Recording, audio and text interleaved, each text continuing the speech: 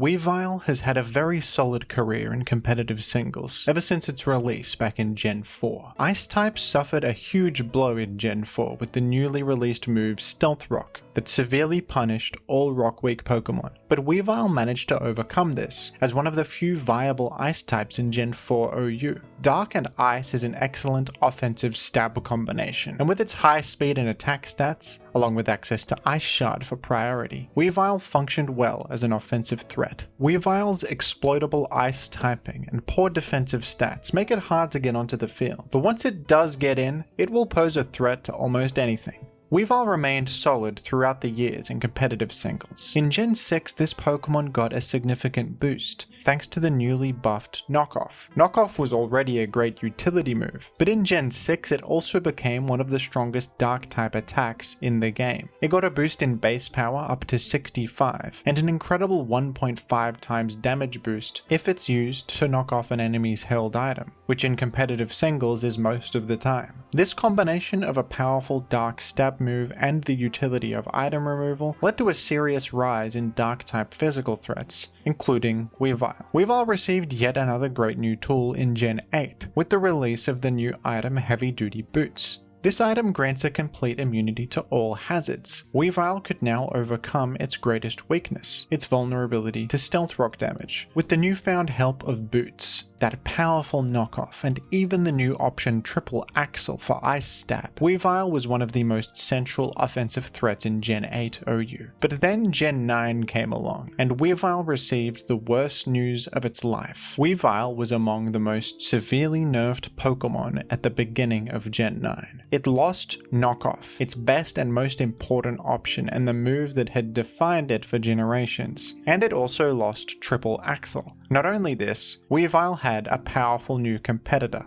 the legendary Pokemon Chien-Pao, who terrorized Gen 9 OU in the early days. This new Dark Ice-type Pokemon completely outclassed Weavile in every way. It had all the same moveset options and more, superior stats, and a much better offensive ability, Sword of Ruin, which reduces the enemy's defense stat by 25%. Chien-Pao was just a better Weavile. Weavile no longer had any place in OU, or UU. Even Gen 9 UU has a pretty high power level now, and a Weavile without knockoff just couldn't keep up. So it fell all the way down to RU, a massive fall for what was once a competitive mainstay. So is it completely over for Weavile in Gen 9? Maybe not. Chien-Pao was banned from OU quite a while ago, since it absolutely dominated the format and was seen on the majority of teams. Weavile still wasn't powerful enough to rise back to OU, after its greatest rival was vanquished. But in Gen 9's recently released DLC, a lot more Pokemon gained access to knockoff again, including Weavile. With access to its best move once again, Weavile rose out of RU and back to UU, and it has even seen some success in Gen 9 OU again. Roaring Moon has become a popular sweeper recently, a Pokemon that loves to terrestrialize flying and uses stab-boosted acrobatics for massive damage. Ice Shard has the benefit of threatening Roaring Moon super effectively in both its base typing and if they happen to terrestrialize flying. In this very fast-paced and aggressive metagame, Ice Shard feels nice to have in general, helping your team finish off various fast offensive threats. Gliscor has also become one of the most popular new defensive utility Pokemon since the DLC, and Weavile can threaten to one-hit KO Gliscor in a single hit.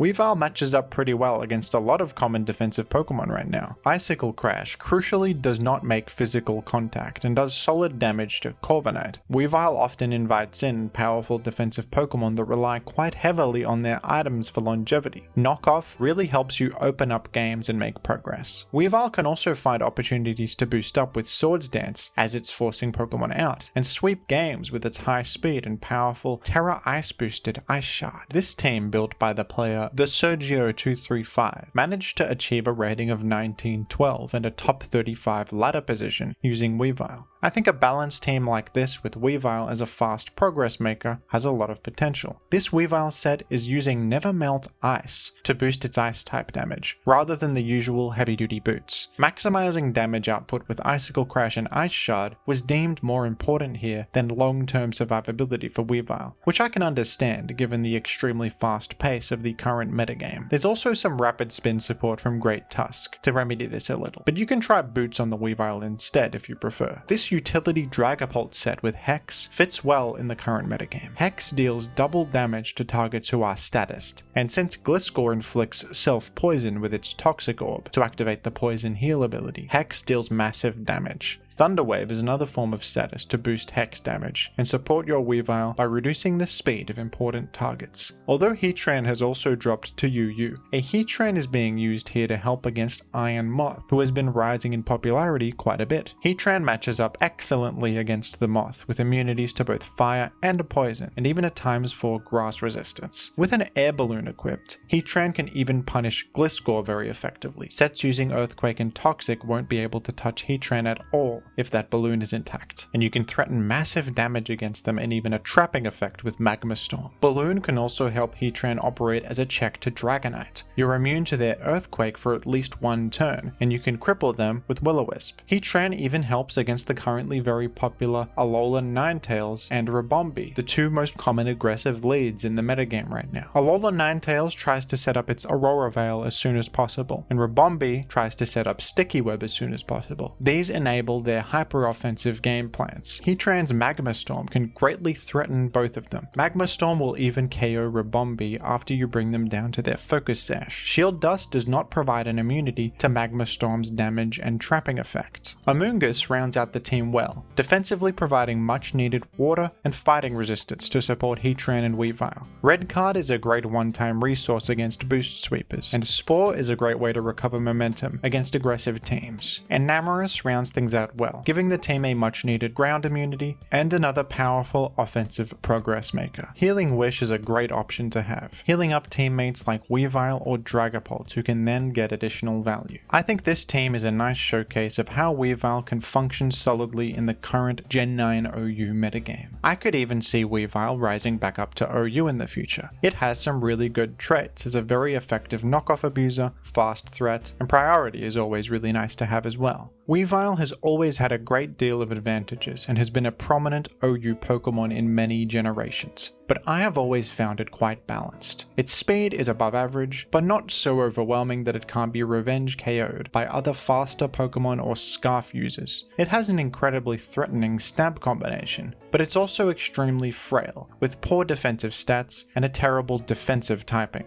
I always thought Chien-Pao was just a completely overtuned version of the far more reasonable Weavile. I'm glad to see Weavile returning to some relevance in Gen 9 OU. It has shown that its advantages are still worth something, even in this high power level environment. Weavile may not be quite good enough for OU anymore, but I think this classic Gen 4 Pokemon is doing pretty well for itself, all things considered. Thank you to the patrons for your continued support, and thank you as well to everyone who has donated to the prize pool for this tournament.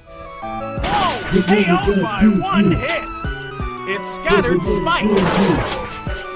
The money got different, 'cause of what I'm spending.